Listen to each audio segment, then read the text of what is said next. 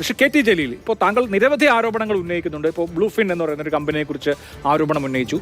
ഇപ്പോൾ ഈ ഫ്രാഞ്ചൈസികൾ എമ്മിയുടെ ഫ്രാഞ്ചൈസികൾ എടുക്കാൻ ഇപ്പോൾ വേണമെങ്കിൽ അദ്ദേഹം കടം വാങ്ങിച്ചോ, സുഹൃത്തുക്കളിൽ നിന്ന് സമാഹരിച്ചോ, ഒരു ബിസിനസ് എന്നുള്ള നിലയിൽ, ഒരു ബിസിനസ് വെഞ്ചർ എന്നുള്ള നിലയിൽ ഞാൻ പണം ഇൻവെസ്റ്റ് ചെയ്യുമെന്ന് വേണമെങ്കിൽ, ഞാൻ പറയുന്നത് ഒരു ഇമാജിനറി സിറ്റുവേഷനാണ്, വേണമെങ്കിൽ അദ്ദേഹത്തിന് വിശദീകരിക്കാം. പക്ഷേ ഈ ദുബായിൽ ഇവിടെ മുഴുവൻ സമയം രാഷ്ട്രീയ പ്രവർത്തകനായി നിന്നുകൊണ്ട് ദുബായിൽ ജോലി ചെയ്യുന്നു എന്ന കാര്യം ഒട്ടും ഒരു തരത്തിലും ഡൈജസ്റ്റ് ചെയ്യാൻ കഴിയുന്ന, ദഹിക്കാൻ കഴിയുന്ന ഒരു കാര്യമേ അല്ല. ഇവിടെ ഇപ്പോൾ താങ്കൾ കുറേ അധികം ആരോപണങ്ങൾ ഉന്നയിക്കുകയാണോ അതോ ഏതെങ്കിലും ഒരു ആരോപണത്തിൽ ഫോക്കസ് ചെയ്യണോ? താങ്കളുടെ ആരോപണത്തിന്റെ ക്രക്സ് എന്താണ്, അതിന്റെ ത്രസ്റ്റ് എന്താണ്?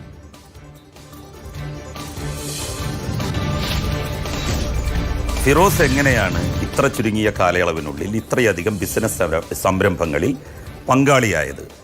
ആ പങ്കാളിത്തത്തിന് ആവശ്യമായിട്ടുള്ള നിക്ഷേപ പണം എവിടെ നിന്നാണ് അദ്ദേഹത്തിന് കിട്ടിയത്? അദ്ദേഹം നേരത്തെ പറഞ്ഞല്ലോ, ഇത് ഞങ്ങൾ കമ്പനിയാണ്, 3 മാനേജർമാരെ ആയിട്ടുള്ളൂ, ഇനി കുറച്ച് ആകും. ഈ കമ്പനി 1-2 വർഷം മാത്രം പഴക്കമുള്ള കമ്പനിയല്ല. 2018 മുതൽ ഇദ്ദേഹം ആ കമ്പനിയിലെ സെയിൽസ് മാനേജറാണ്.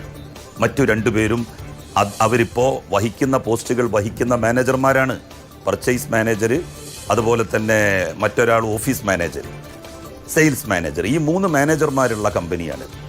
അതിൽ മറ്റു 2 മാനേജർമാർ റയീസും അസ്ലമും. അവരെ സംബന്ധിച്ചിട്ടുള്ള കാര്യങ്ങളാണ് ഇനി അന്വേഷിക്കേണ്ടത്. അവരെന്താണ് ചെയ്യുന്നത്? അവർക്ക് വല്ല ഷാഡോ ബിസിനസ്സുകളും ഉണ്ടോ? ഇങ്ങനെ ഒരു ഓഫീസ് പോലും ചൂണ്ടിക്കാണിക്കാൻ കഴിയാത്ത കമ്പനി. ഫുഡ് സ്റ്റഫാണ് അവരുടെ ബിസിനസ് എങ്കിൽ അതിനൊരു ഗോഡൗൺ ഉണ്ടാവുമല്ലോ, അതിനൊരു ഷോറൂം ഉണ്ടാവുമല്ലോ. അതെവിടെയാണ് ദുബായിൽ? അതുപോലും അവർക്ക് പറയാൻ വേണ്ടി പറ്റുന്നില്ല. അതുകൊണ്ടാണ് നമ്മൾ പറയുന്നത് ഹവാലയും റിവേഴ്സ് ഹവാലയും ഒക്കെയാണോ ഇവർ നടത്തിക്കൊണ്ടിരിക്കുന്ന ബിസിനസ് എന്ന്. ഫിറോസ് നേരത്തെ ഹവാല ഫോൺ, ഹുണ്ടി ഫോൺ എന്നാണ് അതിന് പറയുക. പണ്ട് കാലത്ത് ഗൾഫിലേക്കൊക്കെ വളരെ തുച്ഛം പൈസക്ക് ഫോൺ വിളിക്കാനുള്ള സംവിധാനം. ആ സംവിധാനം ഫിറോസ് നടത്തിയിരുന്നു കൊടുവള്ളിയിൽ. അതിൻ്റെ കെട്ടിടത്തിൻ്റെ നമ്പർ ഉൾപ്പെടെ എൻ്റെ കയ്യിലുണ്ട്. ആ കെട്ടിടത്തിൻ്റെ ഉടമസ്ഥൻ അന്നും ഫിറോസ് ചെയ്തിരുന്നത് തൻ്റെ പേരിലല്ല, ഇപ്പോൾ കൊപ്പത്തെ ME മുഹമ്മദ് അഷ്റഫിൻ്റെ പേരിലാണ് എന്നുള്ളതുപോലെ, ഹൈലൈറ്റ് മോളിലെ MEയുടെ ഫ്രാഞ്ചൈസി വേറൊരാളുടെ പേരിലാണ് എന്നുള്ളതുപോലെ അതിൽ മുന്നിൽ നിന്ന് പ്രവർത്തിക്കുകയും ലൈസൻസ് വേറൊരാളുടെ പേരിലാക്കുകയും ചെയ്യുക. അങ്ങനെ ആക്കിയാലുള്ളൊരു മെച്ചം എന്താണെന്ന് വെച്ചാൽ, ബിസിനസ്സിൽ ലാഭം ഉണ്ടാവുമ്പോൾ അതിൽ നമുക്ക് എന്ത് ചെയ്യാം? പാർട്ട്ണർഷിപ്പ് അല്ലെങ്കിൽ ലാഭം അവകാശപ്പെടാം. എങ്ങാനും ബിസിനസ് നഷ്ടത്ത് പോയാൽ എന്ത് ചെയ്യാം? അതൊക്കെ ലൈസൻസി തന്നെയാണ് വഹിക്കേണ്ടത് എന്ന് പറഞ്ഞ് ഒഴിയാം. ഇങ്ങനെ വളരെ ക്രുക്കഡായിട്ട് ബിസിനസ് നടത്തുന്ന അല്ലെങ്കിൽ ബിസിനസ് സംരംഭങ്ങൾ കൊണ്ടു നടക്കുന്നയാളാണ് ശ്രീ ഫിറോസ്. ഫിറോസ് തനിക്കുള്ള എല്ലാ ബിസിനസ്സുകളും ഒന്ന് പറയട്ടെ. ഇന്നലത്തെ വിശദീകരണം അപര്യാപ്തമാണെങ്കിൽ കൂടുതൽ വിശദീകരിക്കട്ടെ. ഒറ്റ കാര്യം കൂടി, ശ്രീ KT ജലീൽ, ഇപ്പോൾ താങ്കൾ ഒരുപാട് ആരോപണങ്ങൾ ഉന്നയിക്കുന്നുണ്ട്. ഇതിന്റെ ഒക്കെ ആകെത്തുക അനധികൃതമായി സ്വത്ത് സമ്പാദിക്കുന്നു എന്നുള്ളതാണല്ലോ. അനധികൃത സ്വത്ത് സമ്പാദനം നടത്തുന്നു, പണത്തിന്റെ സോഴ്സ് വെളിപ്പെടുത്തുന്നില്ല, യഥാർത്ഥത്തിലല്ലാതെയുള്ള റിവേഴ്സ് ഹവാല മോഡലിലുള്ള പണം വരുന്നു. ഇതൊക്കെ ഏജൻസികൾ, ഈ സാമ്പത്തിക കുറ്റകൃത്യങ്ങൾ അന്വേഷിക്കുന്ന ഏജൻസികൾ അന്വേഷിക്കേണ്ടതാണല്ലോ. പ്രത്യേകിച്ച് PMLA ആക്ട് ഒക്കെ ചുമത്താവുന്ന, അല്ലെങ്കിൽ അത് ആരോപിക്കാവുന്നതോ അന്വേഷിക്കാവുന്നതോ ആയ വിഷയമാണ്. ഈ കാര്യത്തിൽ ഫേസ്ബുക്ക് കുറിപ്പും വാർത്താ സമ്മേളനവും നടത്തുന്നതിനപ്പുറത്ത് നിയമപരമായ പോരാട്ടത്തിന് താങ്കൾ തയ്യാറുണ്ടോ? അതിന് ഒരുങ്ങുന്നുണ്ടോ? പരാതി കൊടുക്കുമോ? പരാതി തീർച്ചയായിട്ടും കൊടുക്കും. ബന്ധപ്പെട്ട എല്ലാ കേന്ദ്രങ്ങളിലും പരാതികൾ കൊടുക്കും. ഇത് നമ്മളുടെ രാഷ്ട്രീയത്തിൽ വളർന്നു വരുന്ന വളരെ മ്ലേച്ഛമായിട്ടുള്ള ഒരു സംസ്കാരത്തിന് അതിന് തടയിടാൻ വേണ്ടിയിട്ടുള്ളതാണ്. ഞങ്ങളെപ്പോലെയുള്ള സാധാരണക്കാരായിട്ടുള്ള ആളുകൾ, ഞാനും സംസ്ഥാന മുസ്ലിം യൂത്ത് ലീഗിൻ്റെ ജനറൽ സെക്രട്ടറിയായി 5 വർഷത്തോളം പ്രവർത്തിച്ചിട്ടുള്ളയാളാണ്. എനിക്കറിയാം ആ സംഘടന എന്താണ്. ഒരുപാട് ആത്മാർത്ഥതയുള്ള പ്രവർത്തകന്മാരുള്ള പാർട്ടിയാണ് മുസ്ലിം ലീഗ്. ആ മുസ്ലിം ലീഗിലെ സാധാരണക്കാരായ ആളുകളെ, അവരുടെ വിശ്വാസത്തെ ചൂഷണം ചെയ്യുകയാണ് യഥാർത്ഥത്തിൽ ഫിറോസിനെ പോലുള്ള ആളുകൾ ചെയ്യുന്നത്. ഞാൻ മാത്രമല്ല യൂത്ത് ലീഗിൻ്റെ സംസ്ഥാന ജനറൽ സെക്രട്ടറി ആയിട്ടുള്ളത്. നിങ്ങൾ എന്നെ നോക്കൂ, എൻ്റെ ജീവിതം നോക്കൂ. Advocate N. ഷംസുദ്ദീൻ MLA മുസ്ലിം ലീഗിൻ്റെ MLA ആണല്ലോ.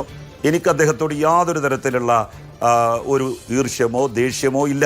നിങ്ങൾ അദ്ദേഹത്തെ നോക്കൂ, അദ്ദേഹത്തിൻ്റെ ജീവിതം നോക്കൂ, അദ്ദേഹത്തിൻ്റെ വീട് നോക്കൂ. നിങ്ങൾ PM സാദിഖ് അലി യൂത്ത് ലീഗിൻ്റെ ജനറൽ സെക്രട്ടറി ആയിരുന്നല്ലോ, MSFൻ്റെ എത്രയോ വർഷത്തെ നേതാവായിരുന്നല്ലോ. അദ്ദേഹം ജീവിക്കുന്നത് നിങ്ങളൊന്ന് പോയി നോക്ക്. അവരൊക്കെ തന്നെ ഞങ്ങളൊക്കെ തന്നെ സാധാരണ കുടുംബങ്ങളിൽ നിന്ന് വന്ന് സാധാരണ ജീവിതം നയിച്ചാണ് മുന്നോട്ട് പോകുന്നത്. അല്ലാതെ ഇവരെ പോലെ ആരാൻ്റെ ചെലവിൽ സംഘടന പിരിച്ചുണ്ടാക്കിയ പണം മുക്കിക്കൊണ്ട് ഒരുപാട് ബിസിനസ് സംരംഭങ്ങൾ നടത്തി ഇതുപോലെയാണ് യൂത്ത് ലീഗ് പ്രവർത്തകരാകേണ്ടത് എന്ന് പറഞ്ഞു കൊടുക്കുന്ന ഈ വൃത്തികെട്ട സംസ്കാരത്തിന് സമയം മുസ്ലിം ലീഗിൻ്റെ പ്രവർത്തകനായിരുന്നു. CH മരിക്കുന്ന സമയത്ത് എത്രയോ കാലം മന്ത്രിയായിരുന്നയാൾ, മുഖ്യമന്ത്രി, ഉപമുഖ്യമന്ത്രി എല്ലാമായിട്ടുള്ളയാൾ, അദ്ദേഹം മരിക്കുന്ന സമയത്ത് അദ്ദേഹത്തിൻ്റെ വീടും അദ്ദേഹത്തിൻ്റെ സ്വത്തും പണയത്തിലായിരുന്നു എന്ന് നമ്മൾ വായിച്ചിട്ടുണ്ട്. ഖായിദമില്ലത്ത് മുഹമ്മദ് ഇസ്മായിൽ സാഹിബ് അദ്ദേഹത്തിൻ്റെ പേരിലാണല്ലോ ഡൽഹിയിൽ ആസ്ഥാന മന്ദിരം തുടങ്ങിയത്. ഖായിദമില്ലത്തിൻ്റെ വീട്ടിൽ അന്നത്തെ മുഖ്യമന്ത്രിയായിരുന്ന കാമരാജ് വന്ന സമയത്ത് ഇരിക്കാൻ ഒരു കസേര പോലും ഉണ്ടായിരുന്നില്ല. അതായിരുന്നു മുസ്ലിം ലീഗിൻ്റെ നേതാക്കന്മാർ. അല്ലാതെ ആയിരക്കണക്കിന് രൂപയുടെ വസ്ത്രങ്ങൾ ഇട്ട്, ലക്ഷക്കണക്കിന് രൂപയുടെ ഉപകരണങ്ങൾ ഉപയോഗിച്ച്, കോടിക്കണക്കിന് രൂപയുടെ നിക്ഷേപങ്ങൾ നടത്തി വിലസുന്ന ആളുകളായിരുന്നില്ല അവർ. എന്താണ് ഈ വിദേശയാത്രകളുടെ രഹസ്യം? ഞാൻ നേരത്തെ സൂചിപ്പിച്ചതുപോലെ ആരുമായിട്ടൊക്കെയാണ് ഫിറോസിന് ബിസിനസ്സുകൾ ഉള്ളത്?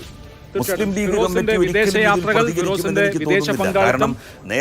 ഫിറോസിന്റെ സോഴ്സ് ഓഫ് ഇൻകം, അങ്ങനെ നിരവധി കാര്യങ്ങൾ ശ്രീ KT ജലീൽ ആരോപണമായി ഉന്നയിക്കുന്നുണ്ട്. അത് അദ്ദേഹം കുറച്ച് ദിവസങ്ങളായി ഉന്നയിക്കുകയാണ്. ഇതിന് മതിയായ മറുപടി ആയിട്ടില്ല. മുസ്ലിം ലീഗ് നേതൃത്വം ഇക്കാര്യത്തിൽ മൗനം തുടരുകയാണോ അതോ അവർ മൗനം ഭഞ്ജിക്കാൻ ഒരുങ്ങുന്നുണ്ടോ തുടങ്ങിയ കാര്യങ്ങൾ നമുക്ക് എന്തായാലും അറിയേണ്ടതുണ്ട്. ഈ വിഷയത്തിൽ എന്തായാലും യൂത്ത് കോൺഗ്രസിന്റെ മുഖമായിരുന്നു നിന്നിരുന്ന രാഹുൽ മാങ്കൂട്ടത്തലിനെ പോലെ യൂത്ത് ലീഗിന്റെ മുഖമായ ഫിറോസും കൂടി, PK ഫിറോസും കൂടി ആരോപണ വിധേയനാവുന്നതോടുകൂടി UDFന്റെ പ്രതിപക്ഷത്തിന്റെ യുവനിരയെ ആകെ തന്നെ ഒരു പ്രതിസന്ധിയിലാണ്. അപ്പോൾ ബന്ധപ്പെട്ട രാഷ്ട്രീയ കക്ഷികളും പ്രസ്ഥാനങ്ങളുമൊക്കെ അക്കാര്യത്തിൽ പൊതുസമൂഹത്തിന് സംശയ നിവൃത്തി വരുത്തുന്ന വിധത്തിലുള്ള മറുപടി പറയുക എന്നുള്ളതും ഇക്കാര്യത്തിൽ അനിവാര്യമാണ്. ഒരിക്കൽ കൂടി ഇപ്പോൾ ഇന്ന് ഫിറോസിനെ ലഭ്യമല്ലാത്തതുകൊണ്ടും ലീഗിന്റെ ഒരു നേതാവും ഈ സംഭാഷണത്തിൽ പങ്കെടുക്കാൻ താല്പര്യമില്ല എന്ന് അറിയിച്ചതുകൊണ്ടും ഒരിക്കൽ കൂടി ഇന്നലത്തെ ആ രണ്ടുപേരും തമ്മിലുള്ള വാക്പോരാട്ടം. 2021 അദ്ദേഹം നിയമസഭയിലേക്ക് മത്സരിക്കുമ്പോൾ പ്രൊഫഷൻ എന്നെഴുതിയ കോളത്തിൽ എന്താ എഴുതിയിട്ടുള്ളത്? ബിസിനസ്മാൻ എന്നല്ല, ലോയർ, അഡ്വക്കേറ്റ് എന്നുള്ള പ്രൊഫഷൻ തെരഞ്ഞെടുപ്പ് നോമിനേഷൻ പേപ്പറിൽ എഴുതി.